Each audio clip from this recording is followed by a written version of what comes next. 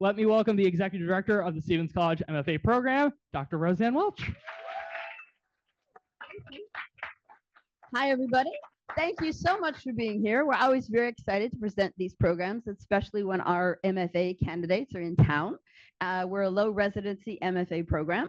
Stephens College is actually in Missouri. None of us are in Missouri right now, nor do we ever go to Missouri until it's time for commencement. We run the programs here in Los Angeles.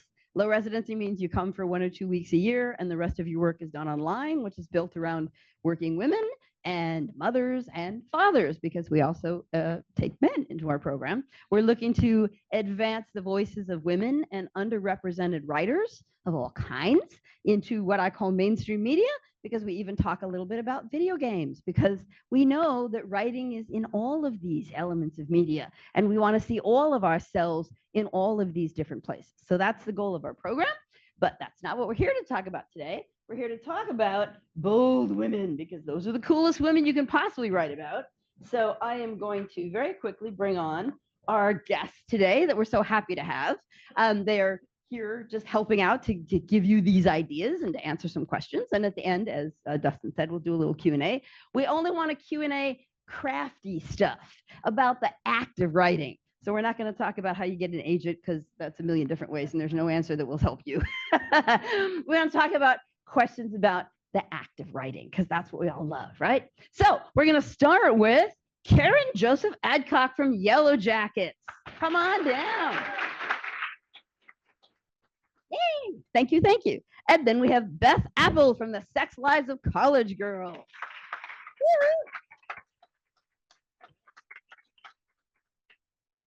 Then we have Autumn Joy Jimerson from Forever. Very excited. A book way too many of us read as teenagers, and it took forever to turn into a TV show. Go for it. And then we're always very proud to add to these panels someone who is an actual alumni of our program, our MFA program, and that today is Alex Fernandez from Station 19. Woo! So excited. Thank you all for being with us. We're very pleased. And everyone's like, what kind of questions are you going to ask? So I gave them a couple, so it shouldn't be hard. I did, so it shouldn't be too hard to come up with a couple of answers. And I will start with this one, which always interests me, being a woman in a writer's room. What was the boldest, if you will, the coolest moment you were able to give a female character when you were writing? What's something you were really happy to say that you let this character do? I'm like, can I say this with my mom probably watching, or, because it was, we're obviously, for anyone who's read the book Forever, we're dealing with sex, and so obviously the show goes in that direction. But I think for me, the moment that Keisha decides to call out her boyfriend, Justin, for essentially suggesting that they could have unprotected sex, and, he could just kind of infuse his own form of protection. And I think, her, like, in that moment, I think asserting herself unapologetically, and also, because she's ambitious, and so there's much on the line for her. And so I think that was a proud moment, because I think she just had full agency, and it was just nice to write that for all the ambitious women out there who are like, don't even think about it. Oh, I love that. I love that. Come on. That's a message we should be sending out in the world. And I love dudes. Married to a dude. My son's a dude. That's all good. I love all the dudes in the audience. But you don't know that a dude would have thought to write that, right? That wouldn't have been the first place they went. And that's why it's so important to have all these different voices in a writer's room. We know that, right? Oh, thank you. Right. Everyone else is really brilliant too. So, but that's a good moment. Who is good? I think one cool thing on Sex Lives of College Girls is that because they're 18, the characters, they can make huge mistakes all the time. And although it might make people yell at their televisions, like, don't do that. That is, I mean, I'm sure we all just did and continue to do constant things wrong. And so I think especially, like, just to be specific, like in season 1, the character Bella is sexually assaulted. She finds out that one of the other people on her comedy magazine has also potentially had an issue with the guy she had an issue with. And at first she chooses to not say anything about it. And of course, then she comes around and she was like, I got to support other women and all of that. But to have a moment where someone does something wrong and kind of learns, especially when the characters are really young, is nice. Beautiful, beautiful. Mine is very different. On Yellow, I worked on season 2 of Yellowjackets. And the first thing that came to mind, which probably says a lot about me, is I really enjoyed working together with the other writers for the storyline of Shauna's daughter when she was like kind of dating that cop in the show. And we talked a lot about like how it's very easy with like a teen girl sometimes in something to like just make her like angsty and like and like just like kind of awful. But then we talked a lot about like her just understanding her mother and like what could she do to support her mother, who's like also pretty awful. And so coming up with the storyline of her like implying that the cop was inappropriate with her was like really messed up, but also like just very fun because it was like it's such something that like happens all the time, but like we use in a very purposeful way to kind of redeem her character and like fix that mother-daughter relationship in a strange way.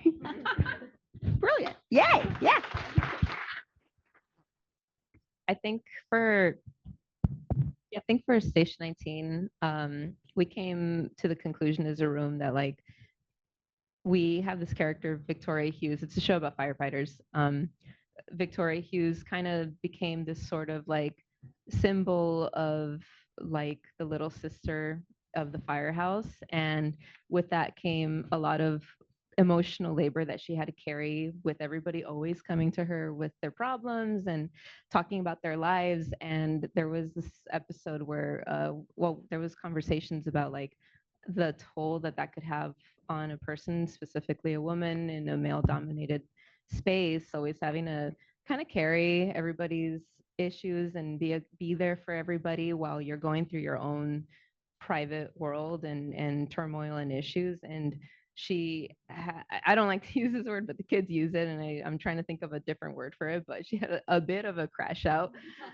But really, honestly, what it was is just like telling her best friend, like, you're not there for me, and I am always there for you, and I'm hearing what you're talking about and what you're going through, but you don't ask me how I am doing. And I think like for the show and for the writers, like it was a really powerful moment for her character, and for us specifically, there was women in the room that we just felt like this is sometimes what we want to say to our male friends. So I think that was a really fun, almost like cathartic moment to write for. Beautiful. Yay. Yay. Great. All right, you don't have to applaud after every answer, but they're all very good. So that was good. We warmed everybody up, so they're like they don't have to be worried about questions anymore. Okay, so this is an easy question, I think, but I'd love to ask people about what woman in your life inspired you, and maybe gave you some ideas about how to create women of that kind who are three-dimensional and so interesting.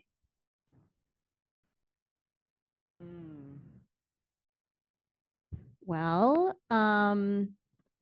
in just my own life, or like on the show, like Your life. yes, We bring our own lives into these yeah. rooms. That is an easy question. I got a mom. I'm the youngest of 3 sisters. I think that's my answer. That's a totally cool answer. Not everyone likes the mom they got. Cool. I think similarly, I have a mom. They're different mom than her, but I come from a family of a lot of really strong, loud women, and so I think when it came to at least deciding on this career and like deciding, to like kind of leave home and figure this stuff out, I had a lot of kind of cheerleaders behind me, all telling me that like I could do anything I put my mind to. So I think those would have been my woman inspirations. Cool. I would say for sure my mother, and I would say another person who I'll get to in a moment. But I feel like my mom, like growing up, I think she kind of like overcompensated for like the hippie, like exhibitionist, like nudist in the family. And so I then became the very, put together one. But I think seeing her be very unapologetic and very much always the only way she knows and knew how to come was as her authentic self. I think as I grew older, I began to adapt that part of her personality and embrace it. And it became maybe one of the parts of me that I like the most. But also my showrunner, Mara. I mean, I feel like, she's one of the most three-dimensional, four-dimensional, woman. I was very fortunate to work with her because she's a mom, she's a wife, she's a boss, she's an entrepreneur. She's also just an artist. She's a writer's writer. And so I think being around somebody who wears multiple hats, but is herself 24/7, so you're gonna kind of get the same person for the most part every time you encounter her, and I think it's probably because she is led by her values and in her spirit. And so I think being around that has been very inspiring. Yes, Brilliant for a workplace, of course. absolutely. Cool. Yeah, I think my mom as well growing up, but she, I think, showed me, especially like as I got older, that like your parents don't have everything figured out, and they're just all doing their best, or most of them at least are. And I think like a lot of inspiration of just, speaking out loud and not being afraid to stand up for yourself definitely came from, her heavy involvement with her own union, SEIU Local 99. And so she's like super, I think she is probably mostly the advocate in her workplace, the school that she works at. Like all the assistants look to her and say like, what do we do? Miss Fernandez. And, she's the one to like be involved with the union and like stand up for everybody around her who are less inclined to come forward about things. And she was also the one who told me stories about like female ancestors in the family. And, there was one aunt who like she lost her daughter and her mom, and all she would do at those funerals is apparently dance. And like it was her way to cope with pain. And so my mom kind of raised me telling me specifically that story and other stories that I think it gave me a lot of space to not feel like I have to be perfect all the time, or put together, and just do my best and do the right thing. So Yay. I like celebrating moms. Nothing wrong with that. Moms and very cool showrunners, because we know there are some not very cool showrunners. So, Well, yeah, we won't go into those stories, but it's important to recognize that a workplace is like its own kind of family. So, very cool, very cool. All right, so here's a tougher one. How do we create a complex woman who doesn't have to be a hot mess? Where's that line where they haven't? I think I'm just gonna throw spaghetti at the wall and see what happens. But I think when you like add texture to like I guess it has to do more with context and scenarios. And when you think about how a character who is a man would enter that scenario versus how a woman would navigate that same scenario, there are, I think, differences in the way like how you're aware of your surroundings in a different way, I guess, right? Or power dynamics, or how many perceived allies you have in the room in a way. So that's not necessarily diving into a hot mess character, but it's definitely in integrating like a level of calculation almost in a way, or like canvassing sort of your surroundings of like how that character would react in that situation versus, maybe somebody in a different position. I think like being a hot mess is like hopefully only ever one part of someone's personality. Hopefully. Like, so even if someone is a mess in one area, I think basically all the shows I've worked on, the women have been like amazingly good at what they do and what their passion is.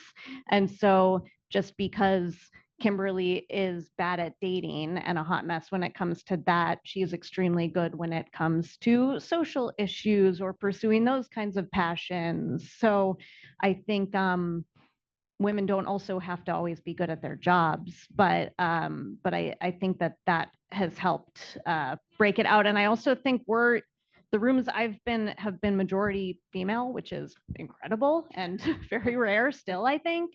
But because we're all using all of our own personal stories to write these shows all the time. And like, again, we're all messes in some ways, but the stories we're using are of our successes and of our female friendships and things so using those parts of your life, that things that have happened to you that you've loved versus things that have happened to you that might make better stories and are like really fun and that like drama and crazy, to balance those out, I think is important. I would say, I actually was thinking that as you asked this question, like, can we maybe lean a little bit into the hot mess? Because I feel like sometimes we're just a hot mess. And, in that space, I think there's vulnerability. I know men who can be a hot mess. I can be a hot mess. And I think of, this episode 5 of Forever, where Keisha goes to Oak Bluff, to Martha's Vineyard, gets her stalk on, starts stalking Justin, essentially. You might think that was her being a hot mess, right? Like tunnel vision, overly preoccupied with this young man.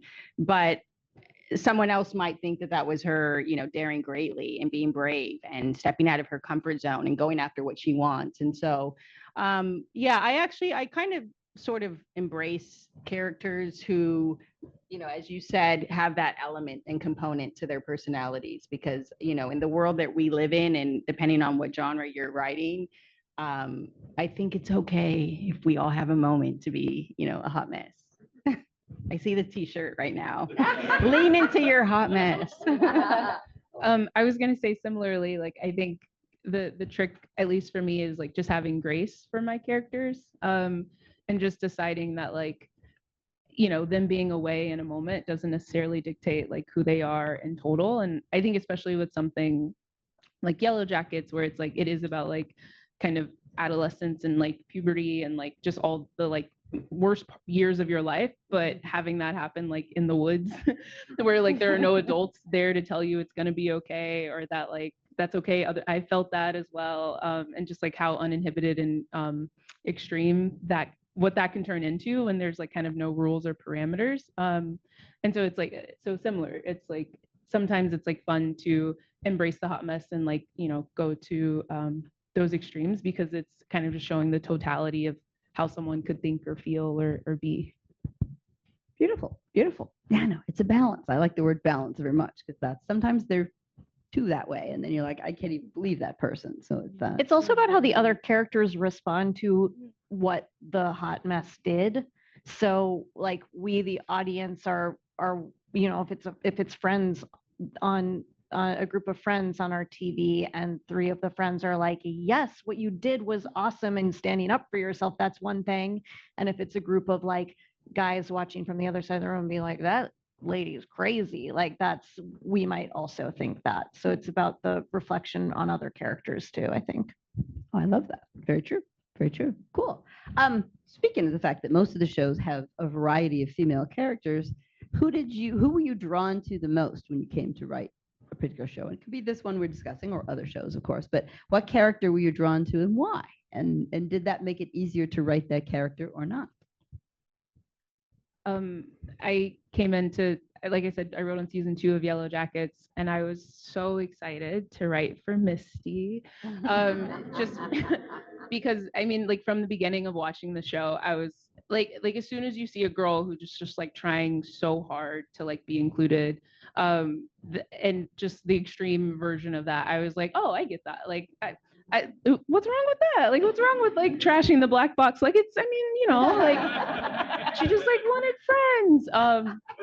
And I just like felt like I understood her so well. And we had a lot of the fun of a show like Yellowjackets, like because it's, 2 timelines, is the idea of like matching up the the past to the present and like thinking about like how those two things connect. And so going into season 2, knowing that Christina Ricci and Sam had played the character a little differently, like Christina Ricci obviously had like, you know, a performance only Christina Ricci could have. And so there was so much fun in the room of like, okay, how did teen Misty become adult Misty? And like, how can we like figure that out in this season? And so then I won't, if you haven't seen it, I won't tell you what she does, but she does something really bad to her first friend. And I just thought that was like kind of so fun to think about, like just like a teen girl in that way. I enjoyed writing for the character Dawn, who plays Justin's mom on the show. And there's definitely some similarities with Dawn and, you know, our showrunner, Mara. I mean, for those of you who know her style, she kind of tells the truth in her writing and pulls from a lot of her own experiences. But I feel like Dawn, for me, was a woman who could easily be misunderstood at face value and maybe judged and have some, you know, cringe element to her because she's unapologetic. But she's for hers. She's loyal. She's fiercely protective of her family. And at the end of the night, Dawn is only thinking of what's best for her loved ones. And so if that comes out as her maybe being outspoken or thinking out loud and saying the things that, you know, again, we think and don't actually say, I actually admire that. And so it's fun to kind of lean into that. Somebody who's so self-actualized that, and also so clear on what matters to them, that they're going to, at the end of the night, not really care what anyone's thinking of them. Very cool. I think I was really excited to dig into Maya Bishop, who was there's a lot of captains on that show, but she was one of the captains on that show. And I think, I'm so sorry. I think that she intrigued me because of this idea, like everybody knows like that saying like hurt people hurt people. And I think she was a really interesting example of that because we do kind of unravel like her mental state throughout the series. Actually, it wasn't even a season arc. It was like a whole series build up to her come to Jesus moment and healing her inner child and her issues with her dad. And I think I am really drawn to those types of stories where like you recognize like the people that you're hurting along the way just because you're in pain. Like that doesn't necessarily justify like the things that you do and make things worse for other characters. And I don't know, I had a lot of fun digging into the psyche for that character. I think she was one of the more complex characters because of that really deep lore and background that we gave her. So it was a lot of fun to write Maya Bishop. Cool. I'm going to flip it. What's a character that you had difficulty getting to their mindset, and why do you think that was? And maybe how did you finally get there? I mean, as much as I would like to say that I was able to write for like the cool hot characters on the show, that is not really the case. So we had there's a character on Sex Lives of College Girls that's like rich New York City. It's at the beginning a closeted lesbian and then comes out in the first season, spoiler. And I'm very much not any of those things. But even with a character that, and there's another character, student athlete, like also not me, but just the two losers are me. But even within those things, there's always something you can relate to. So if someone is really competitive, I have that. Or if someone has a secret, like it doesn't have to be that you're in the closet, like you can at least draw from your own emotional truths about other things that you've hidden from your friends, or how having a secret has made you lash out or something like that, in order to, I forget if we were supposed to say that part of it, like like a helpful thing. Anyway, It's what helped you get into oh, there you go. Yeah, there's always almost always some way in, I think. Yeah. deep thought. I don't want to force an answer, so No, I'm like, you- because I'm like sitting here thinking, who can I think of? Who can I? No, I, if that- I the thing don't is, it's honestly, I it's- can't. I it's- don't really. yeah, I think as writers, it's like fun. The we can do challenge is it, fun. yeah. So I think being able to almost step into somebody else's shoes and mindset is exhilarating to me as a writer, and also the opportunity to grow in your craft in that way of sort of giving voice to someone in terms of doing things that you might not normally do, or also seeing how you can stretch a character in that way. So it's all kind of fun. It's research too. It's like I'll talk to my friend who has done that thing and be like, "Yeah, you played soccer in college. What was that like?" So, not to just keep answering. No, That's what you're here for. I mean, I've been fortunate. Like, I don't know that I could write for Chicago Fire, right? Like, I think that would terrify me. I would be like, I probably would get on Chat GPT for that, because those things, but I She's stay kidding, she's away kidding. from, I stay away. Yeah, well, I stay away from I stay in my lane is what essentially I'm trying to say. And that is definitely, character driven, complex characters, family, dramas, dramedies, whatnot. But I have a lot of respect for Chicago Fire. So, but I also would feel a little bit like a fraud taking the job. You're thinking. I can't think. That's fine. Then that's fine. It's a don't have. tough one, That's- Dr. Welch. It's a tough one. I don't want to throw softballs. That's boring. I think that maybe I have like, it's not in terms of like struggling to relate or write a character, but when you do introduce somebody new, there is a field of like figuring out who you want them to be and who they organically are. And especially like on broadcasts, on network, like you have this, I guess, opportunity to not have it all figured out at the very beginning, right? And because that actor comes out on the set and then the episode airs and it's like, whoa, like this actress opened up a whole new world that I think she could play and explore. And so for specifically Natasha Ross, she was a new addition to the cast and to the show. And I think at the beginning we were just more excited about who she could be and what she can fulfill in the show. And from like being somebody who maybe like was supposed to be a foil for other characters in a sense, became like that beacon of inspiration to everybody. And it became a lot more clear once we figured out like a background for her and why she was doing the things she was doing, because at the beginning, like there were conversations about what her intentions are on the show and why is she pursuing this person but having this job position. And once we got into the lore and the meat of her past with this character on the show, it just like, I guess it just flourished sort of. So we grow to love characters, and the fun part's always creating them, and then in collaboration with the talent, it's all about bringing that character to like an authentic person to the screen. So Beautiful. All right. So maybe this is easier. What do you hope that a person who watches an episode that you've written takes away from it? What's your theme? What's the thing you're trying to teach people with the work that you do? I would. I know, right? Right. It's the illusion. Can I go back to the left? But in actuality, she just leveled up.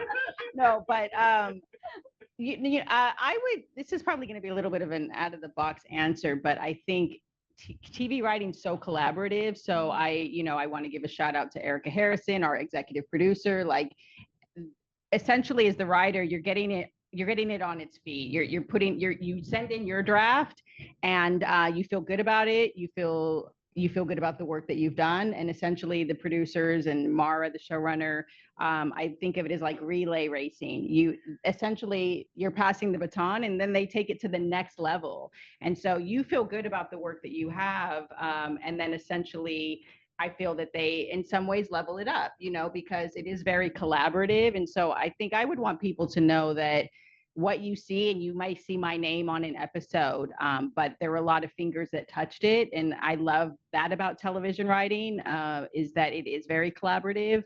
And, you know, my voice might be in someone else's episode and vice versa. And just essentially that, yes, it all starts with what's on the paper, but, you know, as you were saying, the ensemble, the actors, the set designers, the costumes, like it's so collaborative that I think it's just keeping in mind that there is an entire team that is bringing this story to life in such a beautiful, gentle way.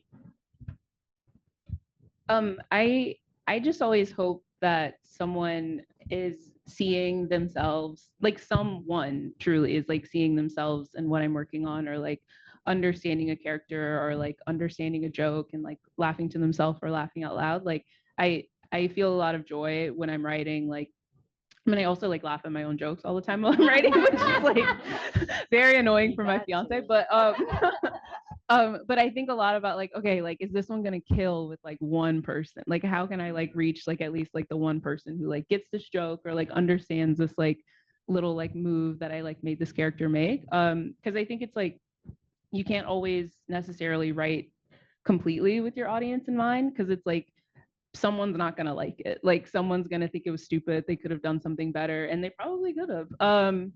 But it's like, but if you're at least like, you know, acknowledging and like writing towards like the one who like wants to engage with it and like wants to like kind of fall in love with it, and you're, you know, really honoring and like taking that you know, imaginary person seriously, then I think like that's like when the work like really connects. Yeah, I think similar to that one, I hope that people want, yeah, okay, all of these combined. I'm never like, I wrote this episode and now it's going to be on television. People are going to see it. It's like The Room wrote the episode, and there is no like, it's weird, I think, if someone's like, my episode's on, like that's just not how it works unless you're Mike White, and then they're all your episode. But yes, I would like someone to watch an episode of a show I worked on and think that was funny, because I write on comedies, and I would love for them to be like, who is this show even for? It's just for me. Like, I think when I watch something and it has some reference to like there was an episode of 30 Rock that I watched when I was 0 years old, and it had a reference to Boston Rob from Survivor. We all know who that is now because of Traitors, but we didn't know then. And I was like, oh my God, this 30 Rock is for me. Like, this show is like a reference I understand, only I get it, which of course then everyone else is like, oh, I liked 30 Rock too. But for someone to have that feeling of like, this is like my show that's for me is nice. And also, yeah, just to be like, I relate to those characters. And also, hopefully people are like, that was entertaining and I didn't get bored and I like wasn't on my phone too much. Cool. Yeah, I think similar. You know, a series is a whole collaboration, and I think for our room, we were like, our show is this like idealized world of firefighting where everybody is like represented, and you know, the firefighters are all left leaning, and you know, nothing like the real world. They all got vaccinated, you know, it was a big deal. But I think like, so with that in mind, I think in the room, it was all really important for us to keep in mind, like, the show sort of symbolizes the world we want to live in, and like there's no reason you can't bring even a little bit of that like theme or idea into your own personal world. Big or small acts matter. So I think that was it. And then, you know, I'm always hoping that the technical jargon is correct. So yeah. Cool. We've had a lot of references to The Room, and a lot of people are interested in the makeup of a room in terms of how many people, how many women were in the room. Reference that there were a lot of women. That's always good to hear. You know, what are the rooms like that you have worked in, and have you seen them change over time at all? Yeah, mine have been majority female, and that has remained the case on all the shows I've worked on since 2020, basically. Yeah. And about how many we're talking about?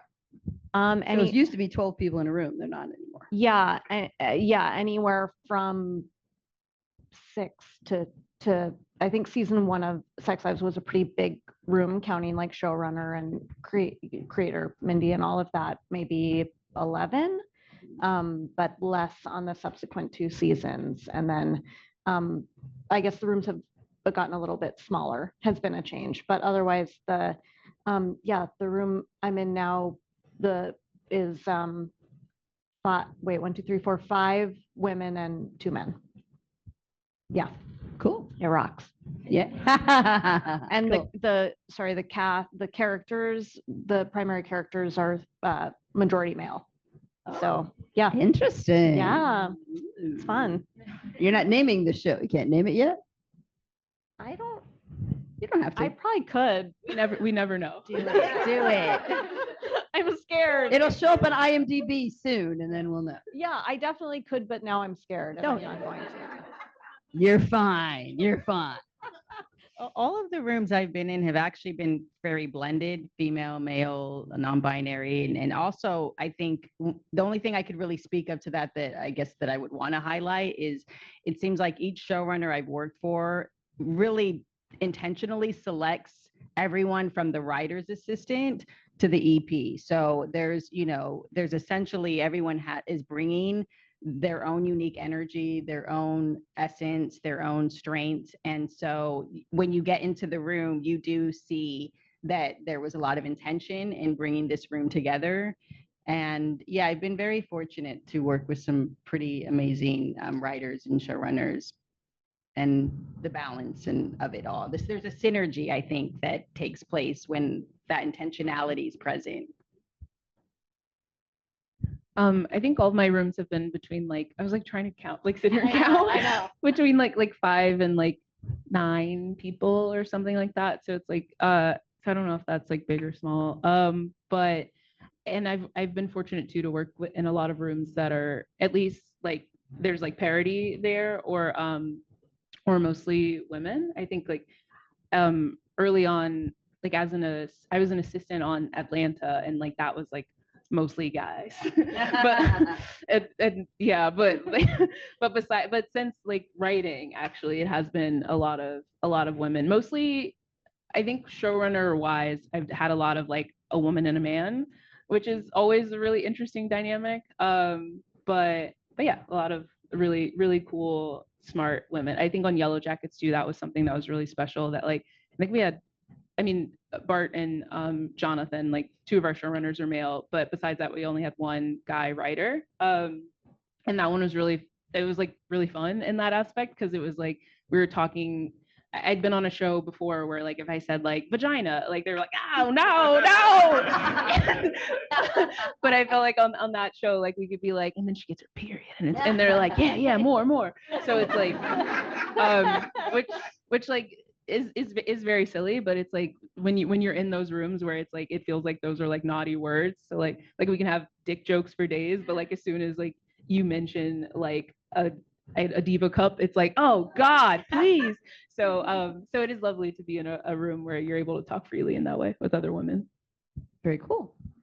Yeah, I think I told the MFA this past week. It was the room was, I think, 11, and it seemed bigger also because our showrunners put major emphasis on hearing everybody out, and it's important to hear everybody out and also stay true to what the show is trying to say in that particular moment. So it was a really challenging balance that I think they succeeded in, and those voices were not exclusive to the writers. It was also open to support staff who may have more in-depth knowledge of certain topics or backgrounds.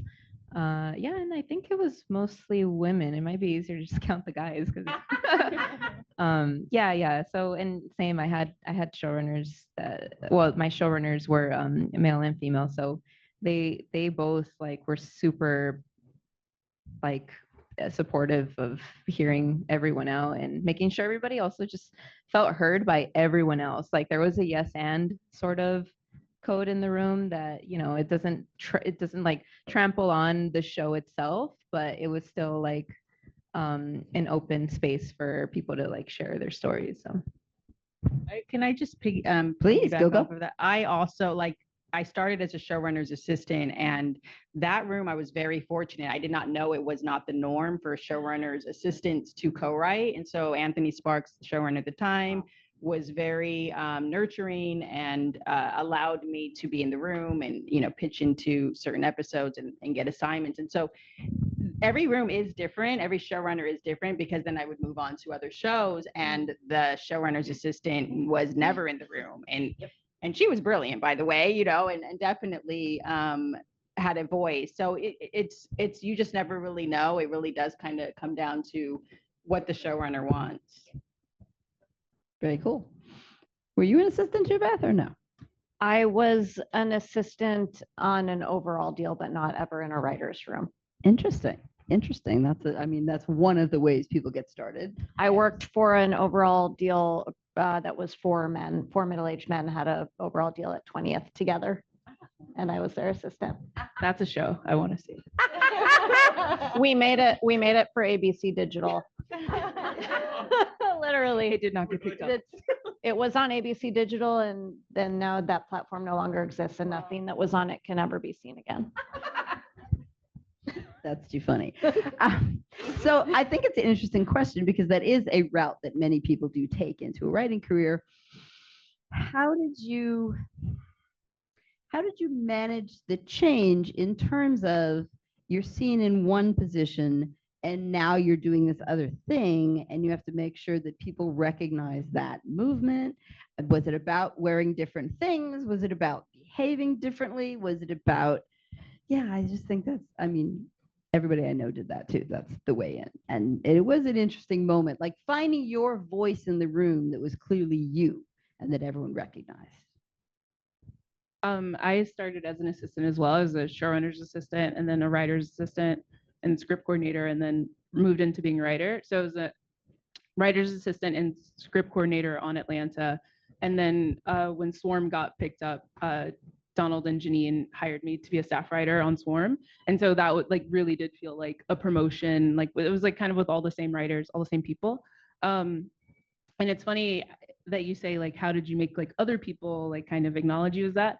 And I always felt, I honestly more so felt that I had to make myself acknowledge myself as a writer, and like no longer the assistant in the room necessarily. I think I like, not like I took it too seriously, because, you know, you should take work seriously, but I think I had like so much stress of like, I have to do this right. I have to be perfect. I have to like have 100 pitches like as soon as like we start the room. And it's like so much of a writer's room just is a conversation, and is like kind of just like what naturally like comes and like what feels right, and like building off of each other. It's like not necessarily, I mean, there can be homework, but like it's not necessarily like school or like homework based in a way. And so I think having to like learn to chill out was something I had to learn to do as a staff writer. And then I think too, once I moved from Swarm, I worked on How I Met Your Father as a staff writer as well. And I remember having a lot of trouble in that room, because it was just so different from my like last like 3 years in the like Glover verse, because of the diversity in the room, maybe is a way to say it. And I just had to, something that you like kind of have to learn is like, what is, why am I in this room? So it's like, you don't have to like kind of speak to everything and pitch to everything, but it's like, what can I personally add to this that, you know, that person maybe can't, and then do that really well, versus like trying to do everything like super well and like, you know, running yourself ragged. I would say for me that, well, first I had a great therapist. Shout out Dr. Rowe, still my therapist. And I also worked with a mentor, Carol Kushner, who I believe is still with the Writers Guild. Because for me, I think the challenge was learning to read the room. Like creating is one part of it, but you're also in a room. Imagine like a conference meeting for 8 hours. You know, you're just sitting with these people, and everyone has different energies, different personalities. And I think for me, it was really learning to kind of read the room and also understand that, yes, I have something to say, but I'm also still, you know, growing in as a writer and also growing in this industry. And it's a fine line, you know, because there's, you know, there's definitely moments where you might be saying too much and then you kind of have to sort of yield a little bit, but you do want to step out of your comfort zone and share your voice. But I think for me, also, I have a clinical background as a licensed family therapist. And so I think the biggest challenge for me was actually not being like the personality police in the room, you know, like, or the clinical police. And so knowing when to turn that off and when to just kind of get messy and fictitious, if you will, as opposed to like factual. Yeah, I had also started out as an assistant, as a PA, and then I had this, I guess I would say it's a little unique in terms of like going from writer's assistant. I got moved then to researcher because it was a procedural show. So it was sort of this like weird balance of, I got to pitch in a room, but I was always conscious to make sure it was specific to my job because I didn't want to seem like I was pushing in or taking advantage of speaking opportunities.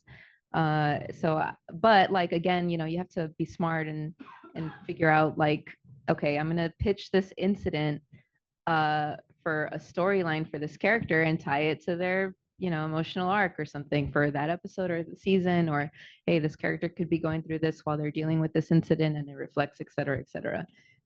And I think that helped me a lot in being seen as somebody that is not just an assistant, but is also a writer.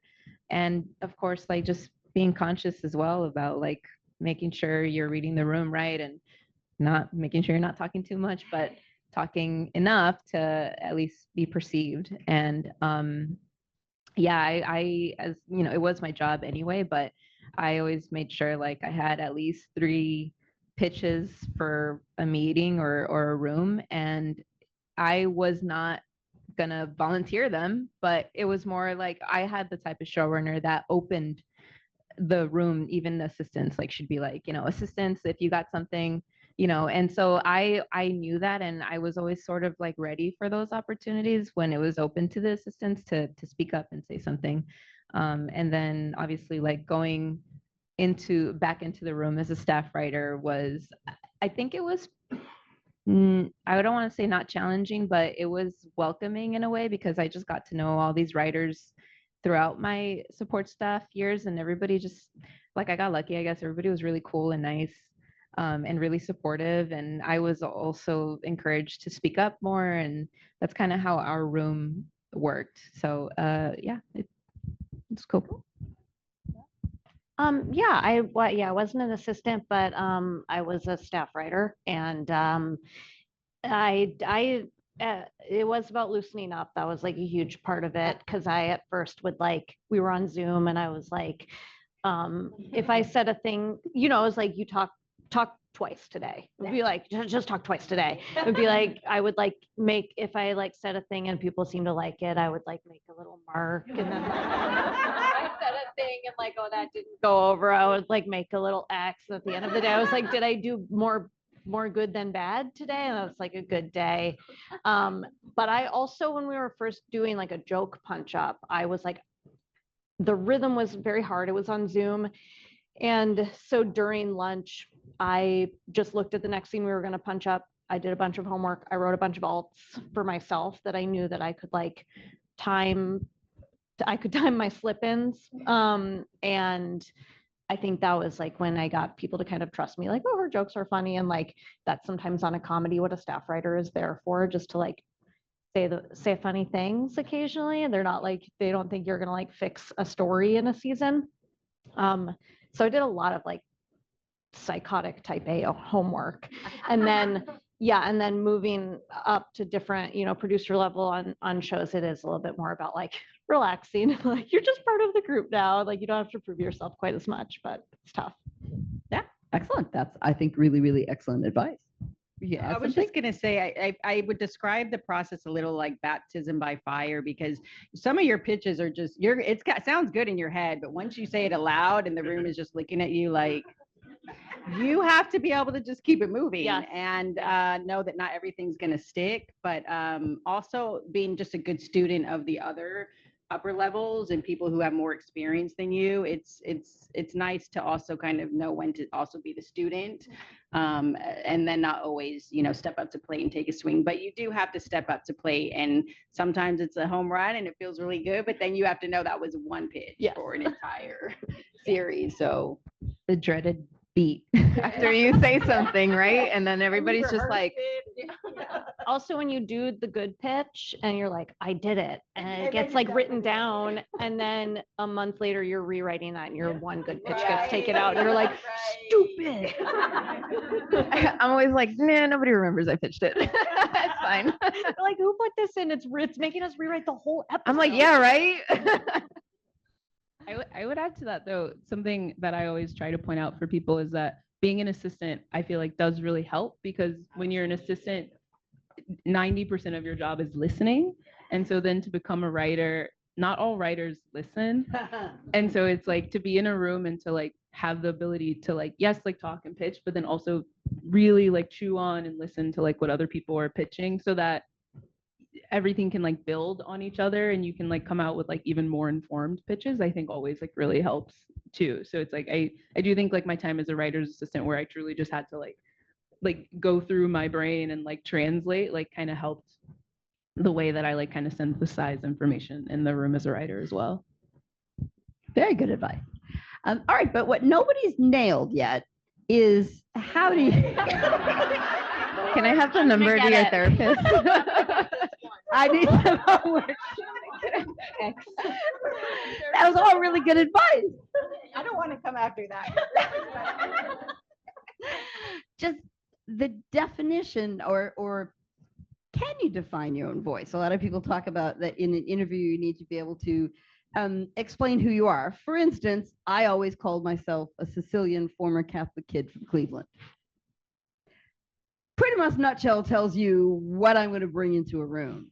Have you ever thought about how you describe yourself to know that there's a niche that you fit in a room?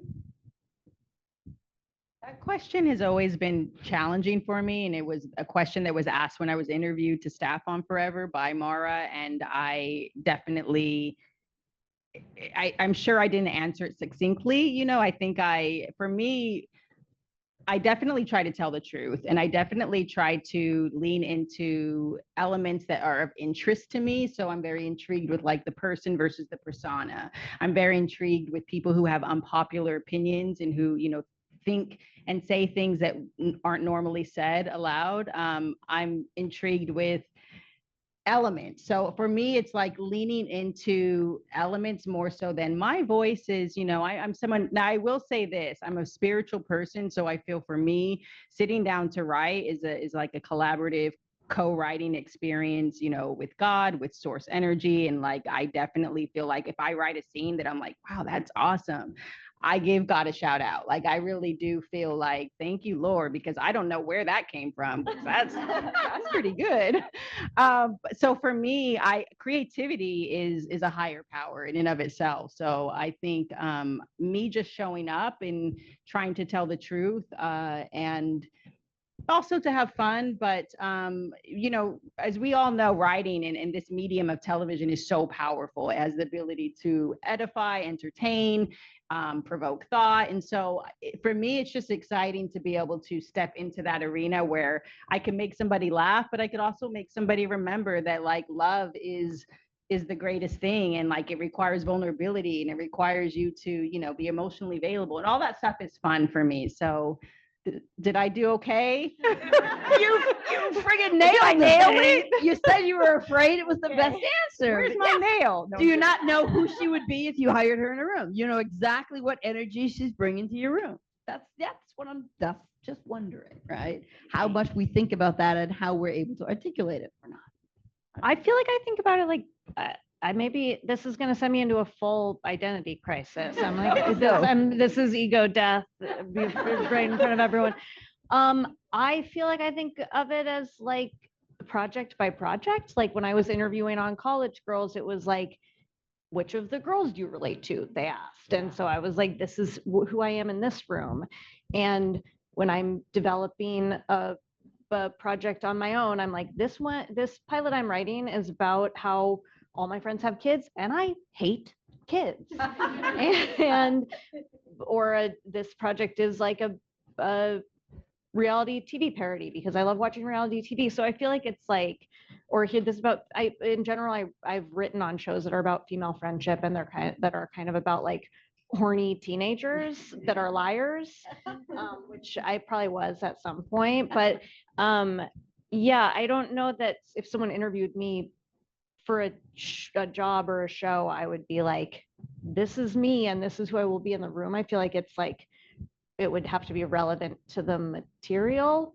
But maybe that's a bad. No, you're a chameleon. Sure. That's useful. I'm a shape-shifting sociopath. Horny teenager. Who do you need me to be?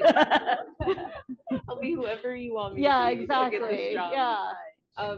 Yeah, I think I'm glad you said like when it comes to like trying to get the job, like because it's like it's not like you lie or like decide to be someone different, but it's like especially if you're coming into a show that already exists, or like has already had a season or something, like just like really like buckling down and deciding like, okay, what can I bring to this? So like for instance, like for Yellowjackets, like I grew up Christian, am still Christian, and like, and I know that like that's honestly like such a minority sometimes, like in rooms and like as a writer. And so it's like I sometimes use that as my superpower, where it's like this is something that I've done for so long and seen so many different versions of that like I know that it can be silly. I know it can be stupid and like feel made up and like whatever. And I also know how important and like structural it is for me as a person. And so it's like to be able to take that to characters, especially, you know, for other writers who like, you know, don't have necessarily the same context, I find is always really helpful.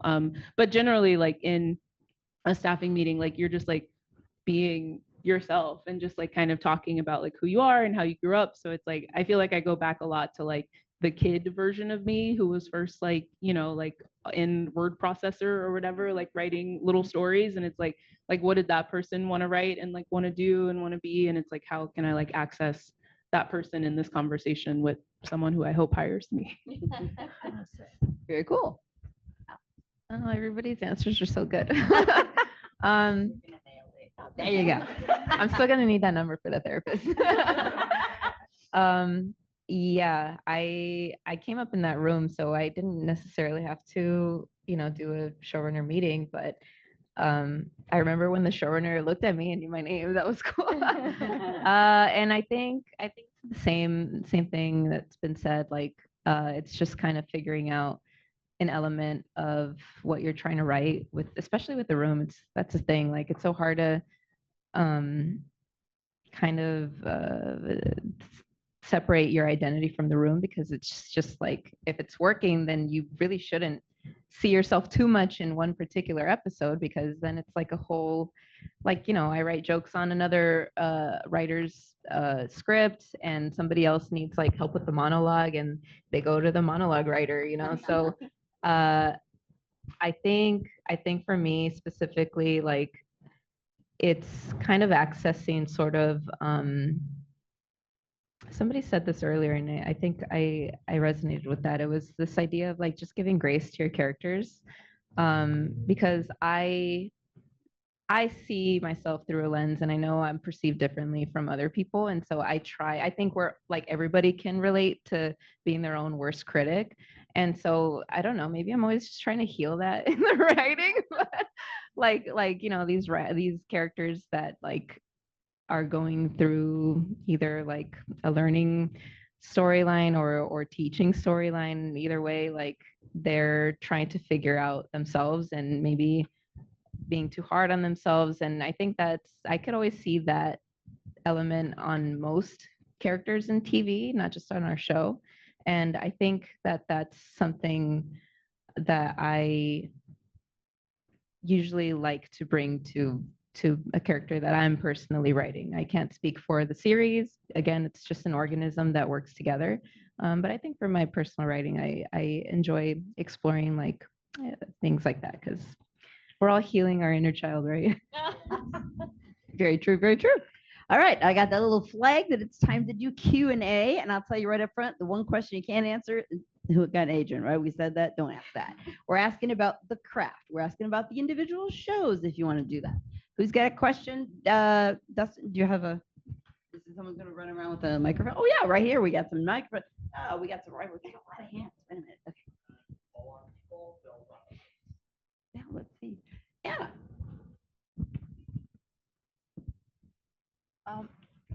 Hi, thanks so much.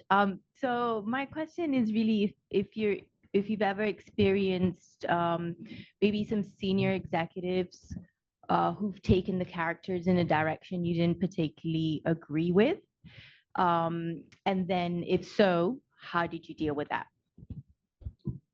This is where I would be grateful for my sort of trajectory and starting as a showrunner's assistant and being able to see kind of what happens behind the scenes. And essentially, I think having that foundation made me learn early on that as writers, and until you get your own show, you are sort of working in service to the showrunner's vision.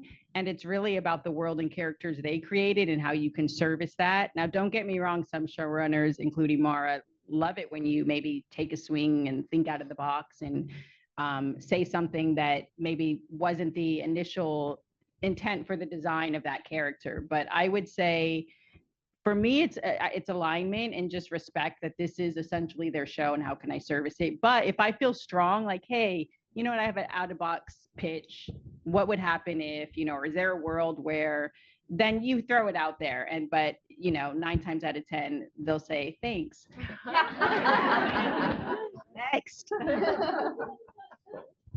Yeah, I think the key is like if you do have a big initial reaction, like that's not right, to be really before you say anything to formulate what you think would be right. Like no one wants someone to be like, I don't like that. End of sentence. Like so and then yeah, everything else I totally agree with. Yeah, ultimately, like truly you're working for that showrunner's vision. Like on The Bear, I've wanted Sydney to like strangle Carmi from like minute 1.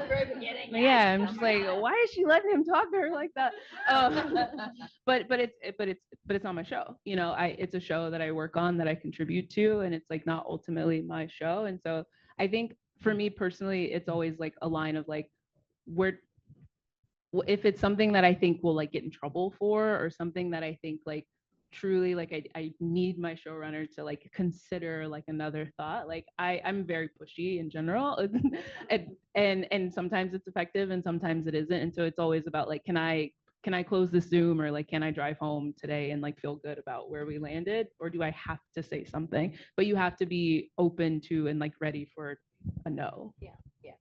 I just want to add, if you don't mind, that sometimes though, like if you're the only Black woman in that room, or the only, you know, if you feel compelled, like I think it is, you do sort of, you'd rather err on the side of speaking up. And I think it's maybe how you speak up, how you deliver that more as like a suggestion, or, you know, just a thought.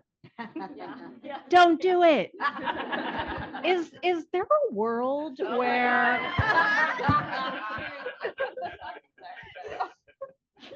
Yeah, I was about to touch on that too. Yeah, it's like, you know, I don't know how common it is, to be honest, but my showrunners were very conscious about not being all the races of the world. So they were very aware, you know, okay, this is a specific cultural storyline. So we open it up to the room.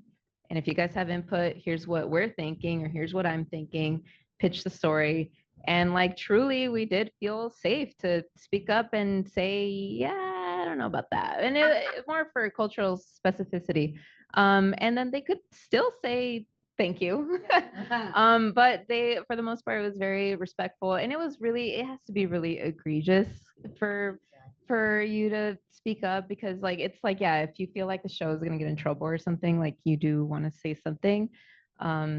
And yeah, like that was my experience on that show, is really just like, we'll hear you out, please. Like that's what that show is about. So yeah, but yeah, again, like it's just that fine line you have to walk. You want to maybe let the showrunner know, like, I'm looking out for you. I don't want Black Twitter to come for you, So I'm just looking out for you, I'm just saying. But sometimes they don't want to be saved. True. Oh my God. Excellent, excellent, excellent. All right, who's next? Anna. I see your hand. Oh, another Anna. Wait, too many Annas. This Anna. Hi, ladies. Thank you. My question is, you all we've all heard you do it, and us that are out here that are writers, we bring our history into our writing. So do you ever run low with that where it's like, okay, do you have a habit or a hobby that will like spark something new that into your life, like people watching or something like that, that will inspire your writing and creativity that much more? I'm just interested to hear like something that you all do that, that may bring that back out. Go ahead. No, please. Yeah, I have a background in not like, I used to be like a sub, so I was around kids a lot, and then I was like in an outreach program for kids in my community in Lincoln Heights here. And so I think I got like a really good ear for the youths and like the way they talk. And I always enjoy writing a story about teenagers or kids in like the neighborhood, you know what I mean? So those are always really exciting, and I'm always I spark to get those voices on page and for people to read them, because I think sometimes like they're a little brushed aside, and so usually they're fun. Kids are fucking hilarious. They just say shit, and I like to amplify that, and especially in comedy. So that's been my personal writing. But yeah, in the room, if there's kids involved on a scene or whatever, I'm just like, we gotta like not make them too smart, not especially like a 7-year-old or a 5-year-old. It's like they're giving soliloquies and like, let's go back to Bluey or something. Yeah, kind of along that, like eavesdropping can be very powerful. I remember an assignment I had to do in undergrad once was like, I was in New York, was like on the train, like write a conversation. So like as a script, like write down a conversation that you're like overhearing. And it's just such a cool like kind of experience, because you realize that like your characters are going to come from you and like are going to like relate to you a lot, but like there's so much power in like realizing that like your perspective isn't the only one, and just like kind of hearing another perspective.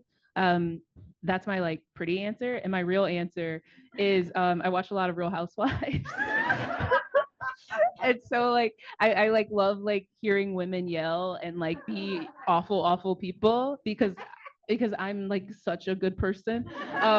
And it's like such like a fun perspective to like hear from, of like, what does someone sound like when they like yell and like lie, like, and I feel like that helps the writing too.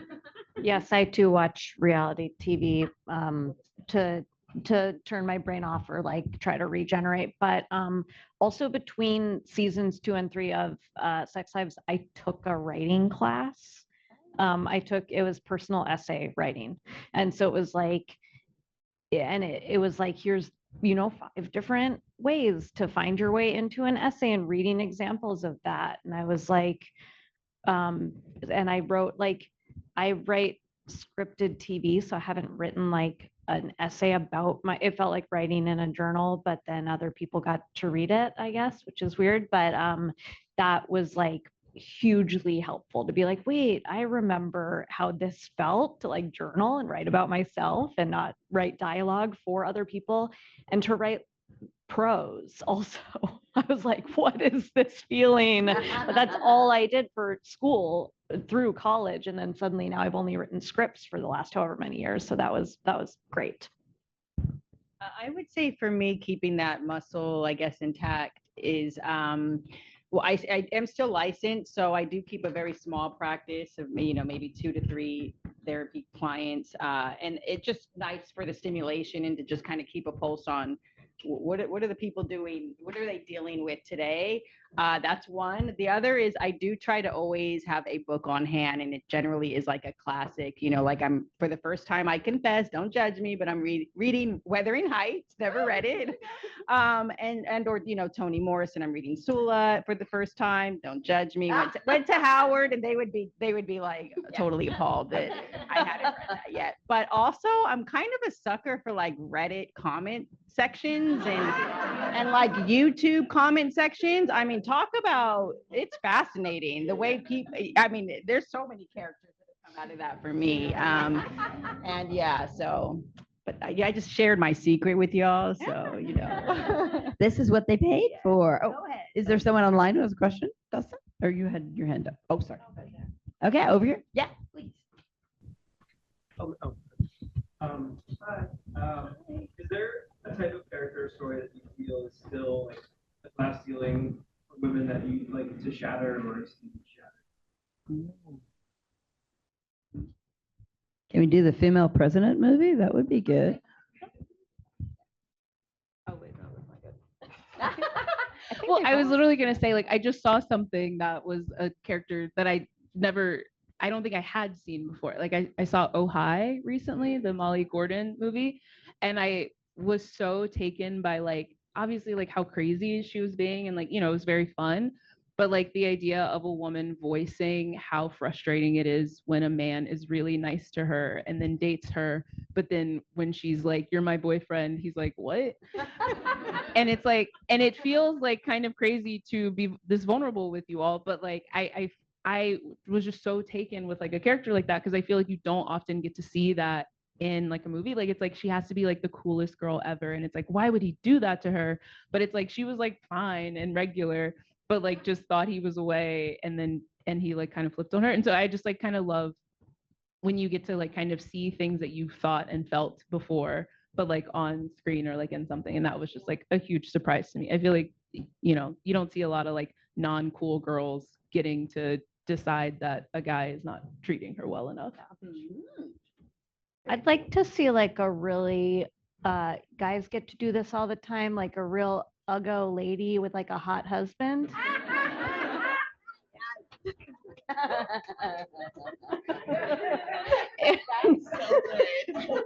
But all women are beautiful. I don't. Can you imagine the casting call?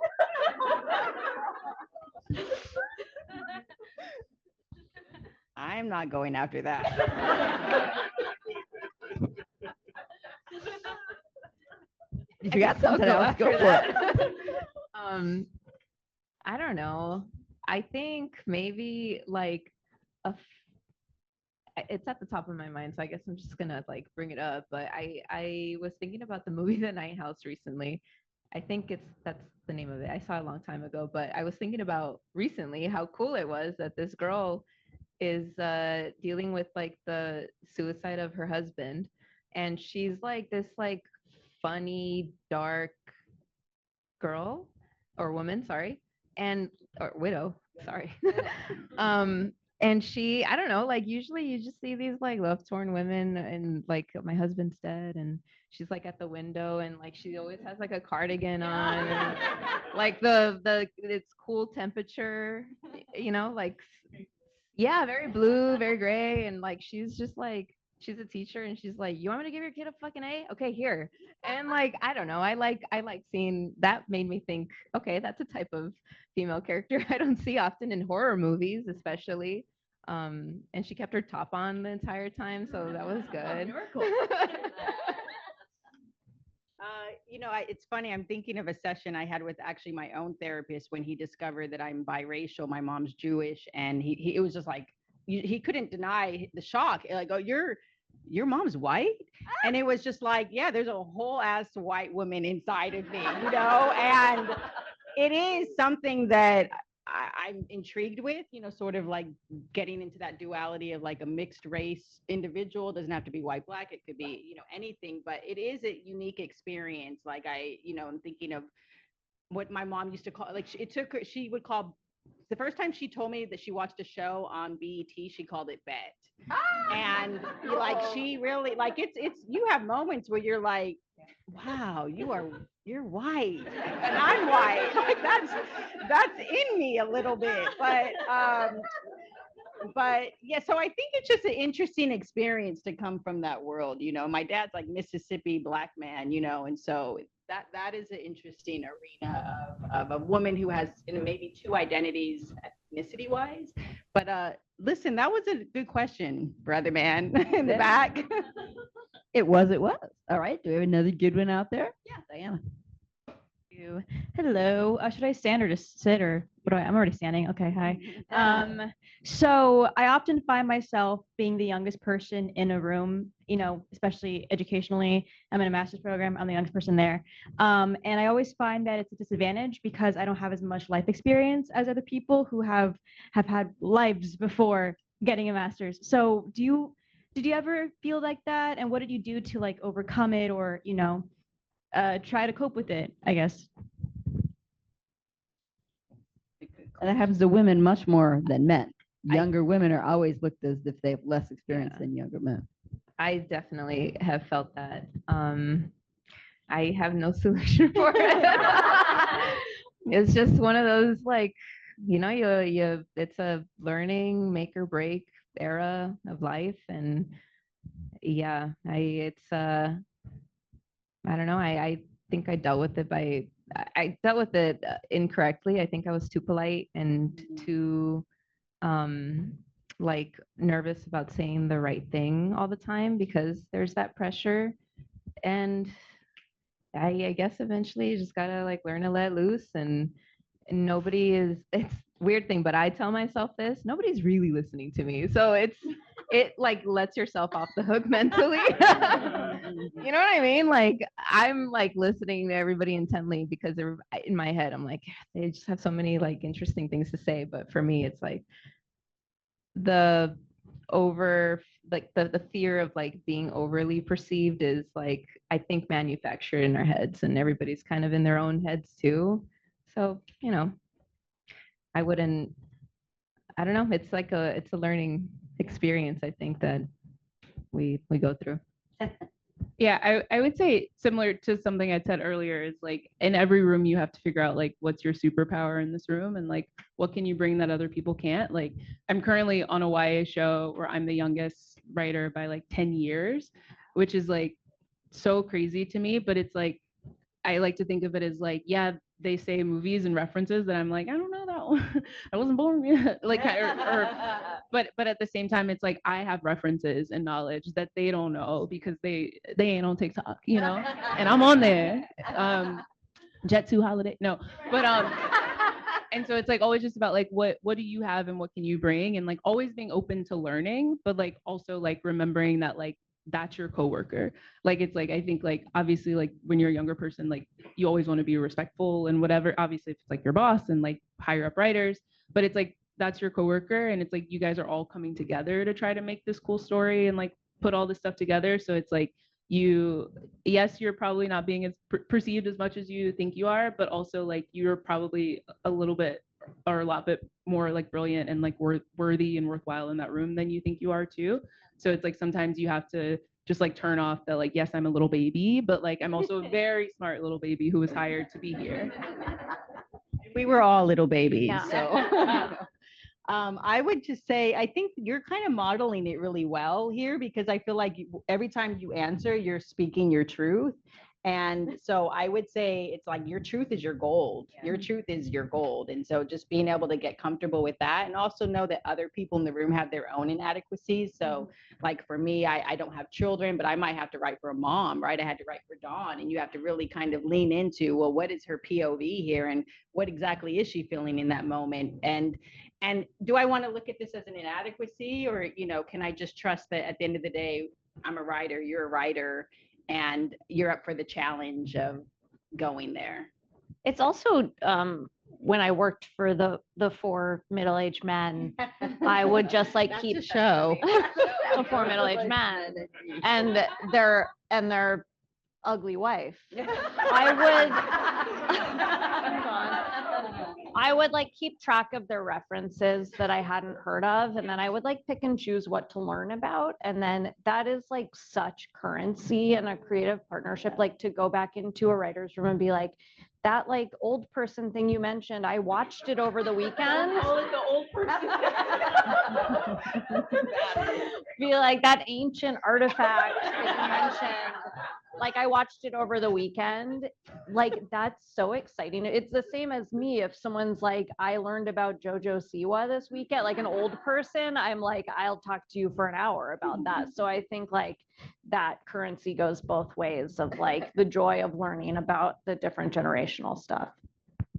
Ooh, very good, very good. I think we have time for one more question. Terry. Sorry about taking the last one. You got it. Some of you have worked on several different shows. Do you see a difference between a show being ran by a male showrunner as opposed to a female showrunner? And what is the difference, do you see? Yeah. Big difference. My situation has been unusual because the shows I've worked on, the creator or one of the co-creators and like the executive producer with the overall deal is a woman, and two of the showrunners on those shows have been men or co-creators, and then one was a woman. So it's also like the overarching like big boss creator was a woman. So watching men versus women deal with that has been really different too. And with men, I think I also went to a college that started all female. And so the men who went there had like the thing where they were like, I belong here. You know, they felt like they had to be like, I belong here. And that feels in some ways a little bit more of a task for the men that run these shows than the women that I've worked with, where the women are like, yeah, I'm just here and I'm running a show and I co-created it with another woman. Whereas the men feel like they're putting a little more into like, not to say they did a bad job, I love them, but it feels a little bit more like they feel they have something to prove in belonging there, which is weird for men to have to feel, I think. But that's been the difference for me. I feel like I would say the only difference that I noticed is Mara has a lot of feminine energy in the sense that she created an atmosphere for us to write in. I mean, it wasn't just the craft, it was also like the environment. There were fresh flowers, there were puzzles, there was a bar, you know, there was matchas. Like it was very I mean, talk about you have everything that you need except your pillow and blankie, you know. So that was nice because it's very nurturing, you know, as a creative. But I would say the male showrunners, I think most writers have both the masculine and feminine. So I would say there wasn't much of a difference because at the end of the day,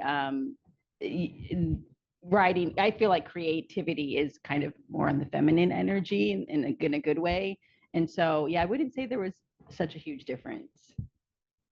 I feel like I said, I've worked on a lot of shows that were like a woman and a man. And I feel like a lot of times the men really get like the benefit of the doubt, and it's very like I you know, like executives or whatever. It's just very like they just like trust their opinion and trust their taste, and it's like sometimes you're having to see women showrunners have to prove themselves a little bit more, which is like very frustrating because at least in my experience, they've been kind of the more put together like the people that like actually like make sense consistently. And I think sometimes, and again it like varies, but it's like sometimes like there are certain, like how we were saying before, sometimes you pitch and then it's like you don't necessarily get a response or immediately or the one that you want. And like I personally noticed with my male showrunner, sometimes it's very like what do you think of the thing I just said? And it's like, oh, I'm still thinking about it. If you could give me a second. Yeah. And so I think it's just the energy like just changes sometimes. But you know, you learn to adapt and learn how to speak. So much of this job is learning how to speak other people's language. And so it's like you're always like learning how to speak in a way that the other person can hear. And so you just like kind of adapt that no matter what their gender is. Cool. Yeah, I don't think I noticed too much of a difference either. I mean, the show had a few showrunners come and go, and they were all friends. So it's like, yeah, I think it just has to do with like the emphasis of what we were trying to do in there, because it was such a like we really want to emphasize hearing everybody out kind of thing. So I mean, like Zoe Clack and Peter Page, who were showrunners for season 7, which was the last season, like I didn't discern any difference in like leadership in terms of like how they operated. I think they both just had good intentions with the room till the end. So Very cool. Very cool. Ladies and gentlemen, it's time to say thank you for all these folks spending time with us tonight. It was so lovely. Thank you, thank you, thank you.